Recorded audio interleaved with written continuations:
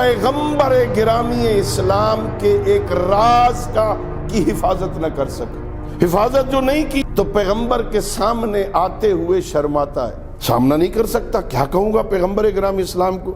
آتا ہے نماز پڑھنے لیکن ذرا لیٹ، وہ پچھلی صف میں کیسے سامنے جاؤں؟ ایک دن مدینہ کی گلی میں اسے امام حسن بھی ملے، امام حسین بھی ملے، اس نے دونوں شہزادوں کو اٹھایا، ایک شانے پہ امام حسن کو بٹھایا، دوسرے شانے پہ امام حسین کو بٹھایا اور لے کے چلا، مسجد نبوی میں آ گیا، بارگاہ نبوت میں آیا، بولا کچھ نہیں، ادھر امام حسن کو اتارا، ادھر سے امام حسین کو اتارا اور کہتا یا رسول اللہ، میں سامنا کرنے کی طاقت نہیں رکھتا تھا، آج مجھے وسیلہ مل گیا، میں خود نہیں آیا ہوں، میں انہیں لے کے آیا ہوں، ان کے صدقے میں مجھے معاف کر دو۔ سید الانبیاء مسکرا کے کہتے ہیں حسین، حسن بیٹا، آج میں نے تمہارے صدقے میں اسے معاف کر دیا۔